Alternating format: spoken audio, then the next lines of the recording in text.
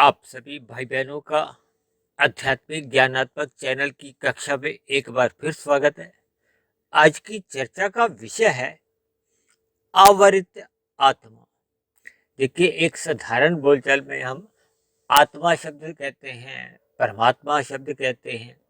आत्मा आप और हम सभी भाई बहन या 84 लाख प्रकार की योनियों में जो एक चेतन सत्ता होती है, एक चेतन तत्व होता है जो अनादिकाल से नित्य है। लेकिन इसके साथ ही हमने दो शब्द और लिखे हैं, मन और बुद्धि। देखिए, सृष्टि के आरंभ में परमात्मा द्वारा हम सभी को मन और बुद्धि ये रचनात्मक रूप से सतोगुण प्रदान होते हैं। लेकिन जैसे ही ये मन और बुद्धि परमात्मा से विमुख हो संसार में इन विषय भोगों में असत हो जाती है, तब ऐसी स्थिति में आपकी हमारी आत्मा पर अस्थायी आवरण चढ़ जाता है। भले ही आत्मा सत्य चित है यानी ज्ञानवान है। सत्य का मतलब होता है नित्य है, उसका कोई कारण नहीं है, वो अनादिकाल से है। कोई उसकी निश्चित तिथि नहीं है कि कब से है। इसीलिए कहा जाता है ना, आत्मा का जन्म मरण नहीं होता। और परमात्मा और आत्मा में क्या भेद है? देखिए, परमात्मा शब्द के पहले क्या है? परम आत्मा। परम शब्द किसी एक सत्ता के लिए आता है। आत्मा के साथ तो देखिए परम शब्द नहीं आता। हम सभी भाई बहन तो एक साधारण आत्मा है। ये जो अलग अलग जोनियों के जो शरीर हैं, ये तो आपको हमें ये कर्मों के आधार पे मिले हुए हैं। इनका देखिए प्रकृति से संबंध है। वैसे तो देखिए हमारी चर्चाएं होती है ना, स्थूल शरीर, सूक्ष्म शरीर और कारण शरीर। वो प्रकृति के जो तीन गुण है, तमोगुण, रजोगुण और सतोगुण, उन गुणों से ही ये आपके हमारे ये तीन शरीर बने हुए हैं। अक्सर हमारी इन पर चर्चाएं होती हैं। लेकिन आत्मा और परमात्मा ये चेतन सत्ता है। शास्त्रों में देखिए तीन ही तत्वों को नित्य कहा जाता है। नित्य का अभिप्राय है कि इनका कोई जन्म मरण नहीं है, इनकी कोई कारण नहीं है। परमात्मा, आत्मा ये चेतन तत्व है। और ये जो प्रकृति के जो तीन गुण है, तमोगुण, रजोगुण और सतोगुण, ये नित्य हैं। जबकि ये जड़ कहलाते हैं। इन गुणों का जब 23 तत्वों में विस्तार होता है तो ये 24 तत्वों का एक ब्रह्मांड एक कार्यशील हो जाता है। इसका एक लाखों करोड़ों वर्षों का एक कार्यकाल होता है, जिसमें ये बार बार युग की पुनरावृत्ति होती रहती है। सतयुग आता है, फिर त्रेता युग, द्वापर युग, फिर कल युग। इनको एक चतुर्युग कहा जाता है। फिर कितने ही चतुर्युग बीत जाते हैं, फिर मनवंतर, कितने मनवंतर के बाद फिर ये सृष्टि का एक प्रलय। ये एक अलग एक चर्चा है। लेकिन आज की चर्चा में हम केवल आत्मा के ऊपर जो एक आवरण आ जाते हैं। ये आवरण क्या है? ये आपके हमारे जो तीन शरीर है ना, स्थूल शरीर, सूक्ष्म शरीर और कारण शरीर, इनके आवरण है। देखिए, स्थूल शरीर तो सभी के ही एक जन्म लेते हैं फिर मर जाते हैं। ये तो अपने आप ही प्रकृति के एक नियमानुसार कह लो, व्यवस्था के अनुसार जन्म मरण होता रहता है। लेकिन आपका हमारा जैसे ही स्थूल शरीर की मृत्यु हो जाती है, तो आपके भीतर जो एक सूक्ष्म शरीर है, कारण शरीर है, इसको अक्सर देखिए मैं मोबाइल का जैसे एक सिम कार्ड होता है ना, उसके साथ भी जोड़ देता हूँ। क्योंकि एक बार हमने चर्चा की थी कि ये जो मोबाइल सेट है वो तो आपका हमारा एक स्थूल शरीर है। इसके अंदर का सिम कार्ड ये वही रहता है, यानी कि आपकी हमारे जैसे सिम कार्ड में जानकारियां नए मोबाइल में डालते ही आ जाती है। इसी तरह आपके हमारे स्थूल शरीर 84 लाख प्रकार की जोनियों में भ्रमण करते हैं। किस आधार पे? जैसा जैसा उसके सिम कार्ड यानी कि कारण शरीर में कर्माशय बना होता है, संस्कार बने होते हैं, फिर उन संस्कारों से ही आपके हमारे मन बुद्धि में, जो कि सूक्ष्म शरीर का हिस्सा है। देखिए, जैसे ब्रह्मांड 24 तत्वों का है ना, ऐसे आपके हमारे ये तीन शरीर भी 24 तत्वों के होते हैं। स्थूल शरीर 5 तत्वों का है, पृथ्वी, जल, अग्नि, वायु, आकाश। ऐसा ज्ञान सभी मनुष्यों को ही है। क्योंकि भारत में तो कह दिया जाता है ना किसी की मृत्यु पे कि 5 तत्वों का बना था, 5 तत्वों में ही ये लीन हो गया। लेकिन इसके भीतर आपका हमारा एक सूक्ष्म शरीर है। सूक्ष्म शरीर में देखिए 5 आपके हमारे विषय भोग आते हैं, गंध, रस, रूप, स्पर्श और शब्द। इनको सूक्ष्म भूत भी कहा जाता है। इन्हीं विषय भोगों के कारण ही आपके हमारे स्थूल शरीर का एक सृजन होता है, निर्माण होता है। देखिए माता के गर्भ में जब एक गर्भ ठहरता है तो उसके पीछे का जो कारण होता है वो विषय भोग ही होता है। देखिए ये एक लंबी प्रक्रिया होती है जिसको आप सभी भाई बहन एक साधारण स्तर पर जानते ही। तो फिर वो जो एक कोशिका से फिर बढ़ते बढ़ते आपका हमारा एक स्थूल शरीर एक शिशु की आकृति ले लेता है। फिर वो देखिए बचपन अवस्था, युवावस्था, वृद्धावस्था और फिर वृद्धावस्था के बाद तो हम सभी भाई बहन जानते ही हैं कि एक मृत्यु एक सच्चाई है, यानी कि एक समय सीमा के बाद इस स्थूल शरीर की मृत्यु हो जाती है। फिर जैसा जैसा देखिए आपका हमारा कर्माशय या संस्कार बनते, ये कर्माशय या संस्कार ये केवल और केवल मनुष्य योनि में ही बनते हैं, क्योंकि मनुष्य योनि को ही कर्म योनि कहा गया है, साधना योनि भी कहा गया। यानी यहाँ आकर दो भेद हो जाते हैं, एक तो है कर्म योनि और दूसरा है साधना योनि। जब जब मनुष्य कर्म करता है, देखिए कर्म क्या है, पाप कर्म है या पुण्य कर्म है। पाप कर्म करते हैं या हम जीवन में पुण्य कर्म करते हैं, और या फिर हम निष्काम कर्म करते हैं। इनके अलावा तो कोई ऐसा कर्म ही नहीं है, कोई ऐसी क्रिया नहीं। जब हम निष्काम कर्म करते हैं उसको क्रिया भी कह दिया जाता है, और जब हम सकाम भाव से कोई कर्म क्रिया करते हैं उसी को ही फिर वो कर्म कह दिया जाता है। कर्म से ही आपका हमारा कर्माशय भी बनता है और संस्कार भी बनते हैं, और संस्कार से पुनः आपके हमारे मन बुद्धि में फिर वो जो एक वृत्तियां जागती हैं, फुरने उठते हैं, वो आपके हमारे मन बुद्धि यानी कि सूक्ष्म शरीर का हिस्सा होता है। फिर मन बुद्धि द्वारा ही स्थूल शरीर की कर्मेंद्रियों द्वारा नए कर्म भी होते हैं, और ज्ञानेंद्रियों द्वारा इन पांच विषय भोगों का सुख लिया जाता है। जो कि आज हमने मन बुद्धि के नीचे देखे दो रेखाएं खींचते हुए एक संसार शब्द लिखा है, और संसार के नीचे हमने देखे पांच ये शब्द लिखे हैं, गंध, रस, रूप, स्पर्श और शब्द। और ये जो हमने ऊपर जो मुख्य शब्द लिखा है आवृत आत्मा, देखिए आत्मा अपने आप में शुद्ध चेतन सत्ता है। तब ऐसी स्थिति में आपके मन में भी विचार आ रहा होगा कि ये माया को हमने जड़ कहा है, माया के ये जो गुण है ये भी जड़ ही हैं, भले ही नित्य हैं। तब ऐसी स्थिति में ये आत्मा के ऊपर जो एक आवरण क्यों आ जाता है। देखिए आत्मा को शास्त्रों में अनु कहा गया है। अनु आत्मा पर ये प्रकृति के गुणों का अस्थायी आवरण तब आता है जब आत्मा कहो या आपके हमारा स्थूल शरीर कहो या सूक्ष्म शरीर ये प्रकृति के विषय भोगों में दिलचस्पी रखता है, उनको भोगना चाहता है। जैसे ही उसका ध्यान इन विषय भोगों की तरफ जाता है, उन विषय भोगों को वो चखना चाहता है, भोगना चाहता है, तब ऐसी स्थिति में वो जैसी जैसी क्रियाएं करता है फिर वो प्रकृति के गुणों से बंध जाता है और उसका कर्माशय बनने लगता है। ये कर्माशय जैसा जैसा बनता है ये उसी का ही ये आवरण आत्मा पे चढ़ जाता है। संस्कारों का आवरण कहो या कर्मों का एक ही बात है, क्योंकि कर्माशय के पीछे जो शास्त्रों में शब्द आता है ना वो आता है धर्मा अधर्म संस्कार। धर्मा संस्कार का मतलब होता है पुण्य कर्मों से, धर्म के अनुसार हमने कर्म किए, और अधर्म अधर्म का अभिप्राय पाप कर्मों से आता है। शास्त्रों में देखिए विधि विधान और निषेध शब्द आते हैं। विधि विधान का अभिप्राय है कि जो शास्त्रों द्वारा हमें कहा गया है कि ये कर्म यदि हम करते हैं तो वो पुण्य कर्म माने जाते हैं। पुण्य कर्म भी देखिए दो प्रकार के होते हैं। रजोगुण में रह के जब हम पुण्य कर्म करते हैं वो साधारण पुण्य कर्म होते हैं। जब हम सतोगुण में रह के पुण्य कर्म करते हैं तो वो एक विशेष पुण्य कर्म माने जाते हैं। देखिए रजोगुण में रहते हुए पुण्य कर्मों में जब हम अन्य जीवों को पीड़ा नहीं देते और अपने सुख के लिए कर्म कर लेते हैं, यानी कि अपने सुख के लिए हम क्रियाएं कर्म जो भी करते हैं वो राजसी कर्म गिने जाते हैं, ये साधारण पुण्य कर्म होते हैं। और जब हम पहले अन्य जीवों का, चाहे वो मनुष्य हो चाहे प्रकृति के जो अन्य जीव हैं, चाहे वो पेड़ पौधा हो, चींटी हो, कीट पतंगा हो, पक्षी हो, पशु हो, जब हम अन्य जीवों के हितों का पहले ध्यान करते हैं, पहले उनको सुख मिले, फिर उस सुख के बदले में हमें भी सुख मिले, यानी कि सकामता आ जाती, तो ये फिर ऊंचे श्रेणी के पुण्य कर्म, सात्विक पुण्य कर्म माने जाते, इनका भी कर्माशय बनता है। देखिए, पाप कर्मों से पुण्य कर्म राशि अच्छे माने जाते, और रजोगुणी पुण्य कर्मों से फिर सात्विक पुण्य कर्म और अधिक अच्छे माने जाते।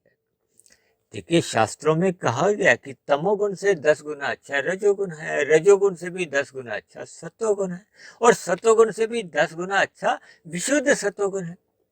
इन्हीं को ही मैं अंकों से भी परिभाषित करता हूँ कि तमोगुण को आप 1 अंक मानो, रजोगुण को 10, सत्वगुण को 100, और परमात्मा को या विशुद्ध सत्वगुणी सत्ता को 1000। इस क्रम में देखिए इनका एक भेद आ जाता है। जब जब मनुष्य निष्काम भाव से कर्म करता है तो इसका अभिप्राय क्या है कि वो जो तमोगुण, रजोगुण और सत्वगुण जो 1, 10 और 100 की स्थिति है, इनसे वो अपने मन बुद्धि की एक विमुखता बना लेता है।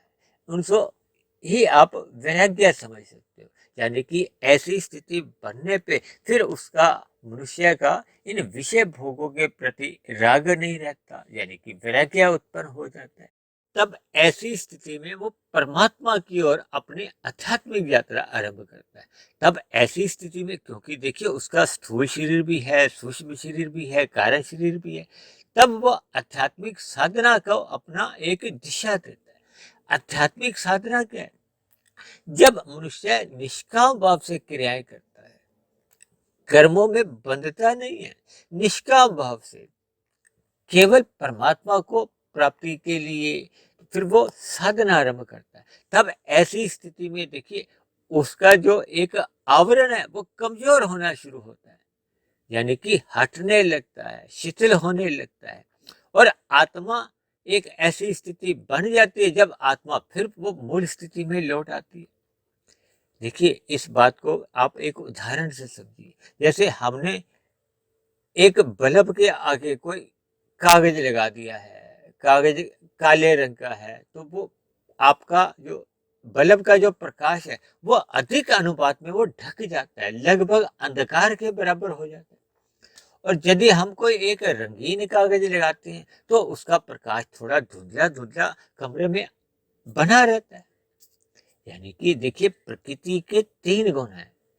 जब हम तमोगुण की स्थिति में रहते हैं, पाप कर्म करते हैं, तो ये आवरण आत्मा के ऊपर पाप कर्मों का चढ़ता है, जो कि एक काले रंग का कपड़ा कह लो, एक कागज समझ लो। तो फिर आत्मा का ज्ञान, प्रकाश वो एक कम अनुपात में रहता है, नहीं के बराबर ही रहता है। और जब जब हम देखिए एक रंगीन या यानी कि रजोगुणी भोगों में जब मनुष्य लिप्त होने लगता है, भले ही देखिए वो धर्मानुसार विषय भोगों को भोगता है, तब ऐसी स्थिति में उसका ज्ञान थोड़ा धुंधला रहता है। देखिए, संसार में आप देखोगे ना, जो एक मनुष्य एक रजोगुणी होता है उसकी विषय भोगों में भी रुचि होती है, वो परमात्मा के मार्ग पे भी आता जाता रहता है, लेकिन उसकी अभी रुचि विषय भोगों में ही बनी रहती है, लेकिन वो धर्मानुसार अपने दिनचर्या रखता है। देखिए, 4 प्रकार के पुरुषार्थ कहे गए, धर्म, अर्थ, काम और मोक्ष। जब तक हम प्रथम 3 पुरुषार्थों में ही रुचि रखते हैं, यानी कि अर्थ को, धन कमाना और विषय भोग, इनको हम धर्मानुसार करते हैं, यानी ऐसी स्थिति बनने पे ये जो हमारा मन और बुद्धि जो हमने दर्शाई है ना अपने वीडियो के चित्र में, ये फिर संसार में हमें एक बांध देते हैं। और देखिए, संसार क्या है? ये गंध, रस, रूप, स्पर्श और शब्द, आपका हमारा जीवन ये इन 5 विषय भोगों की ओर ही फिर आकर्षित होता है।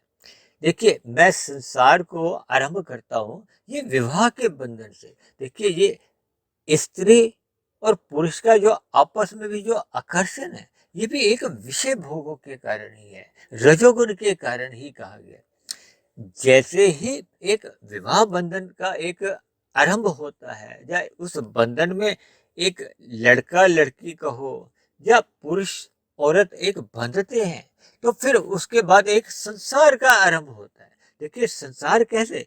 जब आप देखोगे ना, विवाह से संबंधित जितने भी कार्य होते हैं तो वो सारे संसार की ओर ही ले जाते हैं। ये जितने भी देखिए आप संसार में जो आप बाजार देखते हो या अलग अलग काम धंधे होते हैं, तो ये सभी के सभी क्या है, देखिए विवाह होता है तो विवाह होने तक की जो जितनी भी क्रियाएं होती हैं वो सभी आपके हमारे विषय भोगों से ही संबंधित होती है।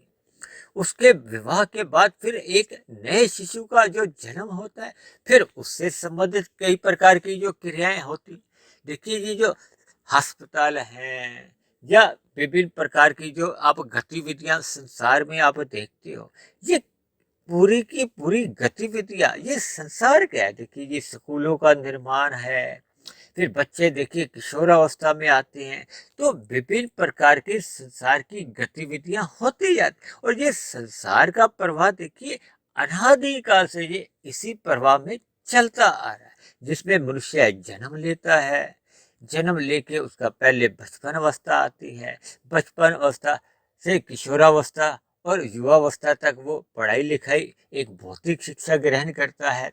उसका उद्देश्य होता है वो धन कमाए, धन कमाने के पीछे उद्देश्य होता है ये विषय भोगों का एक आकर्षण कहो, या स्थूल शरीर की जो एक 5 ज्ञानेंद्रियां हैं। 5 ज्ञानेंद्रियां क्या है? नाक, जीवा, आंख, त्वचा और कान। देखिए जो 5 आपके बड़े जो विषय भोग हैं वो क्या है? गंध, रस, रूप, स्पर्श और शब्द। ये गंध क्या है? देखिए इसका स्थूल रूप क्या है? पृथ्वी। रस का स्थूल रूप क्या है? जल। और रूप का स्थूल रूप है अग्नि। और स्पर्श का स्थूल रूप है वायु। इसी तरह शब्द का स्थूल रूप है आकाश। और गंध से ही ज्ञानेंद्रिया की हमारी नाक का संबंध है ना। और रस का जीव्या से संबंध है, रूप का आंखों से संबंध है, स्पर्श का त्वचा से संबंध है, इसी तरह शब्द का कान से संबंध है। इन्हीं 5 ज्ञानेंद्रियों का सुख प्राप्ति के लिए जब हम कर्म करते हैं तो किन से करते हैं? 5 आपकी हमारी कर्मेंद्रिय हैं, हाथ, पैर, वाणी। वाणी से जो हम जितना भी जो हम बोलते हैं, ये जो मैं अब वीडियो भी बना रहा हूँ, ये भी तो वाणी का ही विषय है। और एक है हमारा मल मूत्र त्यागने के जो है लिंग और गुदा। ये 5 आपकी हमारी कर्मेंद्रिय, ये पूरा का पूरा आपका हमारा स्थूल शरीर, सूक्ष्म शरीर, जैसे जैसे ये कार्य करते हैं। देखिए मैंने बताया ना, स्थूल शरीर 5 तत्वों का है, पृथ्वी, जल, अग्नि, वायु, आकाश का। इसी तरह सूक्ष्म शरीर 17 तत्वों का है, 5 आपके हमारे भोग विषय, जो कि आज हमने वीडियो के चित्र पे ही लिखे ना, गंध, रस, रूप, स्पर्श और शब्द। इन्हीं को ही सुख लेती है 5 ज्ञानेंद्रिया, जिनको मैंने नाक, जिह्वा, आंख, त्वचा और कान, ये हो गए 10। और 5 कर्मेंद्रिया हाथ, पैर, वाणी, लिंग और गुदा, ये हो गए 15। और जो मैंने ऊपर एक मन और बुद्धि लिखे, ये 2 अंतःकरण के तत्व हैं। ये मन और बुद्धि मिलके हो जाते हैं 15 और जमा 2 17। 17 तत्व सूक्ष्म शरीर के, 5 तत्व आपके हमारे स्थूल शरीर के, 17 और 5 22। और 23वां तत्व है कारण शरीर का, जिसमें हम कर्ता भाव से, अहंकार भाव से, एक सकाम भाव से जब हम कर्म करते हैं तो उनका कर्माशय बनता है। ये बन जाते हैं 22 जमा 1 23। और इन 23 तत्वों में ही जो एक मूल गुण है तमोगुण, रजोगुण और सतोगुण, उसको एक इकाई का, यानी इन 23 तत्वों में वो 24वां तत्व तमोगुण, रजोगुण और सतोगुण वो एक समाहित रहता है। तो इस तरह आपके हमारे जो 3 शरीर हैं, स्थूल शरीर, सूक्ष्म शरीर और कार्य शरीर, ये भी 24 तत्वों का है। और ये ब्रह्मांड भी ये 24 तत्वों का है। इसलिए तो देखिए ब्रह्मांड को समष्टि नाम से कहा जाता है, और व्यक्ति को जो हमारे 3 शरीर है इसको व्यष्टि कहा जाता है। अक्सर शास्त्रों में भी ऐसा समझाया गया है। ये जो आपका हमारा बचपन अवस्था से लेके युवा अवस्था तक, फिर युवावस्था से वृद्धावस्था से पहले जो एक प्रौढ़ अवस्था आती है, ये लगभग हमारी आपकी तमोगुण और रजोगुण में ही अधिक लिप्त रहती है। इनमें सतोगुण कम मात्रा में रहता है। देखिए जब जब मनुष्य साधना आरंभ नहीं करता, यानी कि उसकी साधना तो तभी आरंभ होती है जब उसका सतोगुण प्रधान स्थिति में होता है। देखिए इन गुणों की भी 3 स्थितियां होती है। एक गुण प्रधान होता है, दूसरा गुण गौण रहता है, तीसरा गुण अति गौण की स्थिति में रहता है। अब देखिए, जब हम कहते हैं ना ये मनुष्य रजोगुणी है, ये सतोगुणी है, ये तमोगुणी है, तो इसका अभिप्राय क्या होता है? अभी हमने बताया था तमोगुण को 1, रजोगुण को 10 और सतोगुण को 100। इस आधार पे हमने रखा है, क्योंकि तमोगुण से 10 गुना अच्छा रजोगुण है, रजोगुण से भी 10 गुना अच्छा सतोगुण। जब कहा जाता है ना ये सतोगुणी है, तो इसका अभिप्राय क्या है कि उसका सतोगुण प्रधान स्थिति में, रजोगुण गौण स्थिति में। देखिए 100 के पास की संख्या कौन सी है? 10, इसलिए उसको गौण कह दिया जाता है। और 1 की संख्या दूर है, इसलिए उसको अति गौण कहा जाता है। और जब मनुष्य राजसी होता है, रजोगुणी हम कहते हैं ना, तो ये राजसी मनुष्य है, तो उसका रजोगुण प्रधान होता है। अब रजोगुण जिसका प्रधान होगा, तो उसका देखिए सतोगुण तो गौण हो नहीं सकता, क्योंकि सतोगुण है 100 की स्थिति में और तमोगुण है 1 की स्थिति में। तो 10 के पास कौन है? 1 है या 100 है? ये एक साधारण बुद्धि पे हम निष्कर्ष पर पहुंच जाते हैं ना कि 10 के पास तो देखिए एक संख्या है, वो नजदीक है, उनमें केवल 8 अंकों का ही फर्क है। और जबकि 100 और 10 के बीच में तो देखिए 90 अंकों का फर्क है।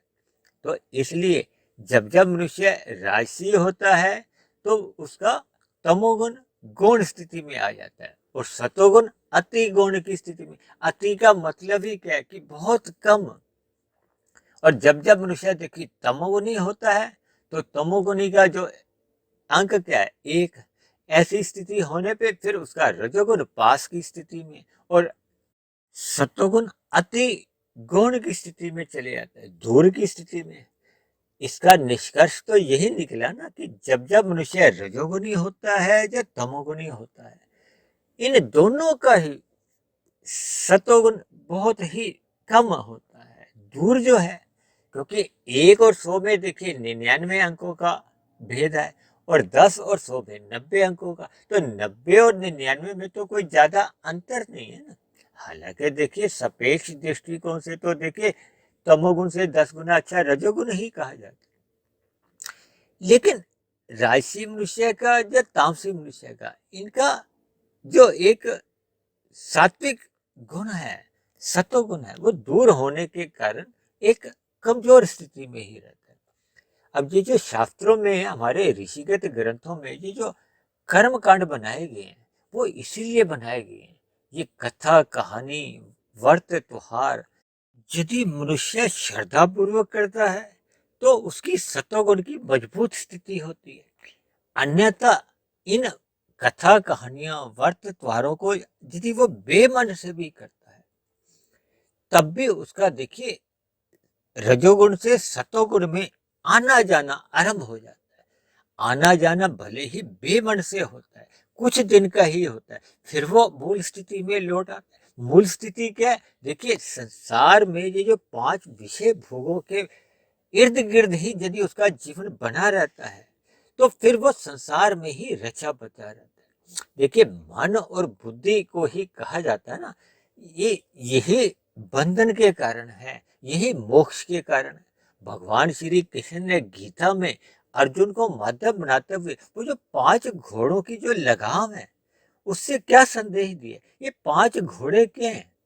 ये आपके हमारे 5 भोग विषय हैं, या आपका हमारे जो स्थूल शरीर 5 तत्वों का बना है, उसको आप समझ सकते हो, या आपके हमारे जो 5 ज्ञानेंद्रिय हैं या 5 कर्मेंद्रिय, ये 5 जितने भी हैं, ये उन घोड़ों से ही दर्शाई है। और इसका नियंत्रण किसके अंदर? लगाम क्या है? मन को लगाम का है। और बुद्धि कौन है? वो चालक होता है। जब जब आपकी हमारी बुद्धि देखिए सात्विक गुणों से प्रधान रहती है, तब तो आपका हमारा ये जो विषय भोग है, ये एक मर्यादा में रहते हैं। मर्यादा का अभिप्राय क्या है? देखिए आपके हमारे स्थूल शरीर की आवश्यकताएं होती हैं, हमें दाल रोटी तो चाहिए, अन्यथा ये स्थूल शरीर का एक जीवन ही नहीं चल सकता। हमें 2-4 जोड़ी कपड़े भी चाहिए। लेकिन जब जब मनुष्य विषय भोगों की इच्छाएं बना लेता है, दाल रोटी के साथ उसको मलाई कोफ्ता मिले, खीर मिले, पापड़ मिले, अचार मिले, 2-2 4-4 सब्जियां और मिले, तो ये इच्छाएं फिर उसकी बढ़ती जाती है। आरंभ में देखिए 10 इच्छाएं हैं, वो 100 हो जाएंगी, 100 से हजारों इच्छाएं हो जाएंगी। देखिए पहले मनुष्य एक कमरे के मकान में भी रह लेता था, फिर 2 कमरे हुए, 3 कमरे, आज कितने बड़े-बड़े आपके घर देखे जाते हैं। अब वस्त्र इतने अधिक बढ़ गए हैं कि अलमारियां भरी पड़ी रहती हैं। लोगों के पास 10-10, 15-15 जोड़ी जूते चप्पल देखेंगे। लोग महंगे से महंगा मोबाइल हाथ में रखते हैं।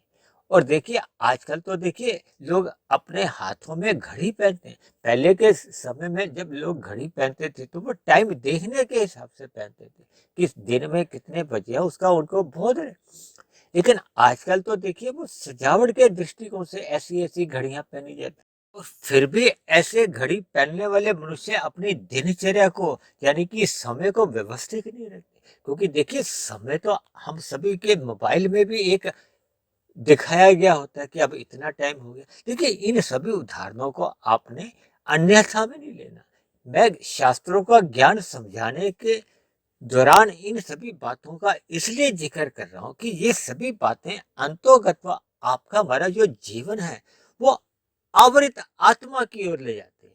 क्योंकि जैसे जैसे आपके हमारे ये भोग गहरे तल पे होते जाते हैं तो गहरे भोग ही ये अंतोगत्वा ये आपको रजोगुण से फिर तमोगुण में गिरा देते हैं। देखिए तमोगुण का मैंने पहले ही बताया था कि आवरण और अधिक गहरा होता है, और ये जैसे जैसे आत्मा के ऊपर तमोगुण का आवरण बढ़ता जाता है तो फिर आपका हमारा जो एक कार्य शरीर में जो कर्माशय बनता है या संस्कार बनते हैं उनकी फिर स्थितियां भी बिगड़ने लगती हैं। और देखिए मनुष्य योनि का जन्म तो तभी मिलता है जब आपके हमारे संचित कर्मों में पाप और पुण्य कर्मों की तुल्यता रहती है, जब पुण्य कर्मों की अधिकता रहती है।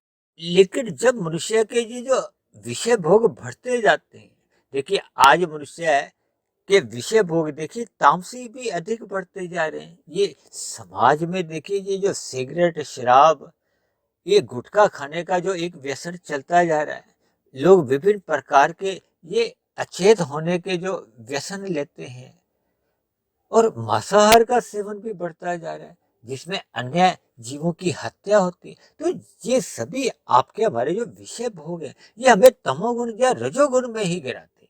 देखिए ऐसा निरंतर बने रहने से फिर आपका हमारे जो एक सतोगुण की जो एक मूल स्थिति है वो और अधिक न्यून होती जाती है, कमजोर होती जाती है। जबकि मनुष्य जीवन तो देखिए आपको हमें अपना सतोगुण बढ़ाने के लिए मिला। सतोगुण बढ़ाने पर ही फिर आपके हमारी एक राजसी स्थिति एक मर्यादा में रहती है, और तमोगुण का मल रूपी आवरण से भी मनुष्य बच जाता है। और सत्वगुण का अधिक संग होने से फिर उसके कारण शरीर में शुभ संस्कार बनने लगते हैं। शुभ संस्कार आरंभ में क्या करते हैं कि जो पहले के बुरे संस्कार हैं उनको कमजोर करने लगते हैं, और जैसे जैसे शुभ संस्कारों की स्थिति मजबूत होने लगती है तो पहले के बने हुए जो बुरे संस्कार हैं वो क्रमशः समाप्त हो जाते हैं, दग्ध बीज हो जाते हैं। जब वो दग्ध बीज हो जाते हैं तो फिर उन बुरे जो संस्कारों से कोई नई वृत्तियां तो उत्पन्न ही नहीं होती, क्योंकि अब बीज ही जल गया तो अब बीज से कोई अंकुरण भी नहीं होगा। ये जो आपके हमारे मन बुद्धि में जो भोगों के जो फुरने जागते रहते हैं उसका कारण क्या है? आपके हमारे कारण शरीर में उनके संस्कार दबे हुए हैं। वो जैसे जैसे ऊपर उठते रहते हैं, प्रकट रूप में आते रहते हैं तो आपके हमारे मन बुद्धि में वो फुरने जगाते हैं। और कभी कभी तो देखिए जो हम नया जो संग करते हैं विषय भोगों का उससे एक नए संस्कार बनते हैं। तो ये जो कारण शरीर में हमारा जैसा जैसा कर्माशय बना होता है, जैसे जैसे संस्कार बने होते हैं, देखिए कर्माशय तो भोग कर समाप्त भी हो जाता है, लेकिन संस्कारों का भोग क्या है वो तो आपके मन बुद्धि में एक फुरने रूप में आते हैं। वो फुरने जगी तीव्र गति से आते हैं, वेगों से आते हैं, तो फिर वो स्थूल शरीर की कर्मेंद्रियों द्वारा जैसे तैसे वो कर्म करवा लेते हैं। जो समाज में जो अपराध जगत की जो एक बुराइयां बढ़ती जा रही है उसका कारण भी यही है कि उनके कारण शरीर में बुरे संस्कार बने हुए हैं। भले ही ऐसे अपराध जगत के लोग पकड़े जाने पे भी देखिए सजा भी काट लेते हैं, लेकिन उनके मन के भीतर या कार्य शरीर में कोई परिवर्तन नहीं आता। तब ऐसी स्थिति में वो पुनः फिर अपराध जगत में आ जाते हैं। तो ये सिलसिला वो छूटता नहीं है, तो फिर आत्मा के ऊपर ये जो आवरण है ये और अधिक गहरे तल पे हो जाता है। जब ये गहरे तल पे बढ़ता जाता है तो फिर मनुष्य की मरने के बाद फिर ये देखिए ये जो नीचे की 80 लाख प्रकार की जो जोनियां हैं जिन जोनियों के एक साधारण मनुष्य नाम सुनते ही कांप उठता है, फिर भी मनुष्य उन विषय भोगों के कारण ही वो अपना जब पाप कर्मों का कर्माशय बढ़ा लेता है, तब ऐसी स्थितियों में उन जोनियों विशेष में हमें जाना पड़ता है। देखिए, ये एक सच्चाई है। आप देखोगे कि इस संसार में देखिए कितने मनुष्य हैं, 900 करोड़, 950 करोड़। और जबकि आप और हम देखते हैं कि हमारे घरों के आसपास जो पार्क है, एक एक पार्क में ही देखिए 900 करोड़ के आसपास जीव भी होंगे। देखिए कितने ही पेड़ पौधे हैं, कीट पतंगे हैं, कीड़े मकोड़े हैं, कितने ही एक सूक्ष्म जीव होते हैं जिनको हम प्रत्यक्ष आंखों से देख भी नहीं पाते। देखिए इन सभी बातों पर आप जैसे जैसे चिंतन करोगे, शोध करोगे, तो आपको इन सूक्ष्म कड़ियों का ज्ञान होने लगेगा। जैसे जैसे आपका ज्ञान बढ़ेगा, फिर आपकी जो एक कार्य शरीर की जो स्थितियां हैं वो बदलने लगेगी, आपका गर्भाशय भी शुद्ध होने लगेगा और शुभ संस्कार भी बनने लगे। इसलिए हमें मनुष्य जोनि पाकर सत्संग करते रहना चाहिए। सत्संग करते रहने से ही फिर आपका महाराज ये रजोगुण एक मर्यादा में रहता है। अन्यथा सत्संग के अभाव में मनुष्य की ये स्थूल शरीर की जो एक कर्मेंद्रियां होती हैं, ज्ञानेंद्रियां होती हैं, ये विषय भोगों के प्रति ही ललायित बनी रहती है।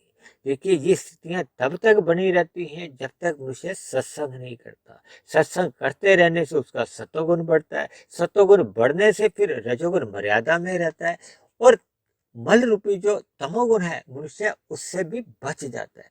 तो ऐसी सभी शुभ स्थितियां तभी बन पाती हैं जब हम अपनी दिनचर्या में सात्विकता लाते हैं।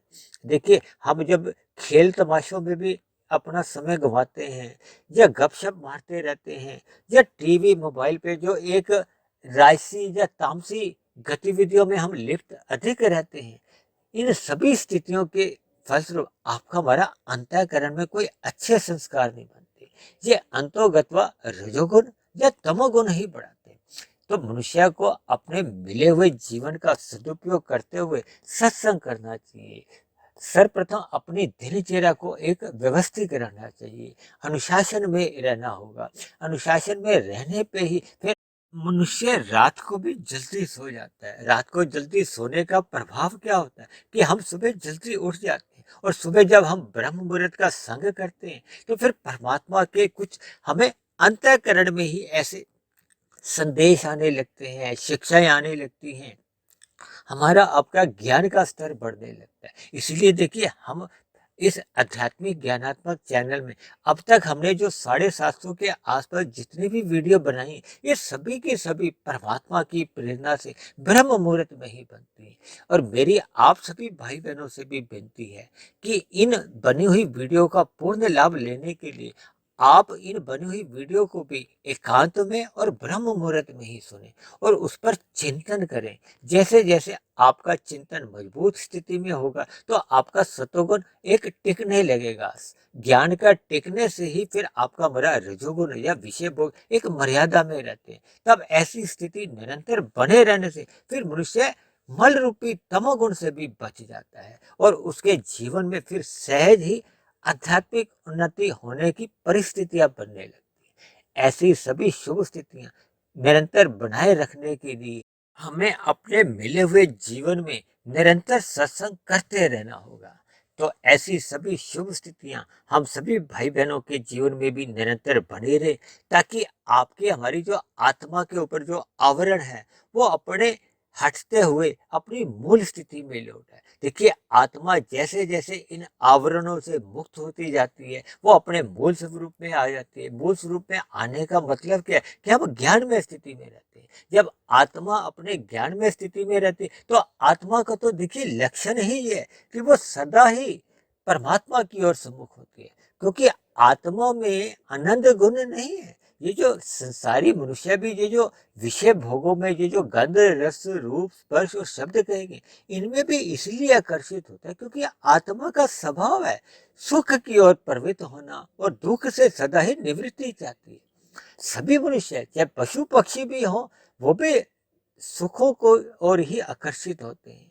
दुखों से तो हर जीव एक भागना चाहता है, चाहे एक छोटी सी चींटी भी हो, वो भी उसका, यदि हम एक किसी प्रकार का कोई रास्ता रोकते हैं, किसी मच्छर को भी यदि हम पकड़ते हैं, मारते हैं, वो भी बचना चाहता है, यानी सुख की स्थिति चाहते हैं। तो इन सभी बातों का हमें एक ही संदेश लेना है कि हमें अपनी आत्मा को एक मूल स्वरूप में लौटने के लिए, जब मूल स्थिति बनाए रखने के लिए, इस आवरणों को, जो कि मल रूपी आवरण क्या है, ये तमोगुण का एक मल रूपी आवरण होता है, और रजोगुण का ये विषय भोगों का, देखिए ये एक विषय रूप का आवरण होता है, कि आपका हमारा मन बुद्धि विषय भोगों की गलियों में आवारागर्दी नहीं करे। देखिए जब जब आपकी हमारी एक सात्विक बुद्धि होती है तो हमारे अंदर एक विवेक शक्ति जागती है। विवेक शक्ति जागने से फिर हमारा आत्मा परमात्मा का जो एक मूल संबंध है वो हमें समझ में आने लगता है, क्योंकि आत्मा और परमात्मा दोनों सजातीय गुण हैं, दोनों चेतन तत्व हैं। और आत्मा में क्योंकि आनंद गुण है ही नहीं, इसलिए वो सहज ही परमात्मा की ओर एक आनंद का एक अनुभव करती है। इसलिए तो देखिए जो मनुष्य साधना करते हैं उनको परमात्मा का एक संग करने में एक आनंद की अनुभूति होती है, और एक अज्ञानता युक्त मनुष्य है, उनको विषय भोगों में ही एक सुख की प्रतीति होती है। ये जितने भी सुख है, देखिए ये आरंभ में भले ही सुख देते हैं, ये जितने भी गंध रस रूप स्पर्श और शक्ति, ये सभी सुख अल्प काल के लिए होते हैं, छोटे समय के होते हैं। छोटे समय का अभिप्राय है कि बाद में ये सभी ही दुख का कारण बनते हैं, और दुख होते हैं लंबे काल के लिए।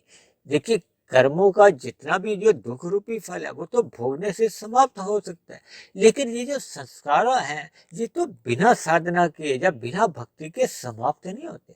इसलिए मेरी आप सभी भाई बहनों से विनती है कि जीवन में सत्संग करते रहिए, ताकि सत्संग में मन लगने से फिर आपकी अंतोगत्वा हमारी आपकी ये भक्ति आरंभ हो जाएगी, और जैसे जैसे भक्ति एक गति पकड़ती है तो फिर आपके हमारे कार्य शरीर में जो एक बंधन रूपी जो संस्कार है, अज्ञानता के संस्कार हैं, जो आपकी हमारी आत्मा को आवृत करते हैं, वो सहज ही एक क्रमशः कमजोर होते जाएंगे, और एक ऐसी अवस्था आ जाएगी जब वो दग्ध बीज हो जाएंगे। तो ऐसी सभी शुभ स्थितियां, यानी आत्मा अपने मूल स्वरूप में लौट आए, ऐसी शुभ स्थितियां हम सभी भाई बहनों के जीवन में शीघ्र से शीघ्र बने। इन्हीं शुभ कामनाओं के साथ आज की चर्चा विशेष को हम यहीं विश्राम देते हैं। आज की चर्चा से संबंधित आप किसी भाई बहन का कोई प्रश्न हो तो आप नीचे दिए गए कमेंट्स बॉक्स पर जाकर आप अपना प्रश्न लिख सकते हो। और यदि मेरे आध्यात्मिक ज्ञानात्मक चैनल के प्रति आपका कोई सुझाव हो तो आप अपना सुझाव भी लिख सकते हैं। और यदि मेरी कही गई बातें आपको तर्क संगत सही नहीं लगती हो, आधी अधूरी लगती हो, या मेरे कहे गए शब्दों पर आपको किसी प्रकार की कोई शिकायत हो, आपत्ति हो, तो आप अपनी शिकायतों को भी नीचे दिए गए कमेंट्स बॉक्स पर जाकर लिख सकते हो। और परमात्मा की प्रेरणा से ये जो हम प्रतिदिन एक वीडियो तैयार करते हैं, ये आपको अच्छी लगती हो, आपके अंधविश्वास दूर होने लगे हों, आपके ज्ञान में वृद्धि होने लगी हो, आपकी दिनचर्या एक व्यवस्थित होने लगी हो, और परमात्मा में आपकी प्रीति जग गई हो, तो मेरी आप सभी भाई बहनों से विनती है कि आप मेरे इस आध्यात्मिक ज्ञानात्मक चैनल सुधीर भाटिया फकीर को आप स्वयं भी सब्सक्राइब करें, व अन्य जिज्ञासु भाई बहनों को भी इस आध्यात्मिक ज्ञानात्मक चैनल से जोड़ने का प्रयास करें, ताकि समाज में एक सतोगुणी वातावरण आपको हमें दिखाई दे। उस सतोगुणी वातावरण में हम सभी भाई बहनों का सुखमय जीवन बीते, परमात्मा में सदा हम सभी भाई बहनों की प्रीति बनी रहे। तो इन्हीं शब्दों के साथ आज की चर्चा को यही विश्राम देते हैं। कल फिर मिलते हैं एक नए विषय को लेकर, एक नए संदेश के साथ। तब तक आप सभी भाई बहनों का बहुत बहुत धन्यवाद।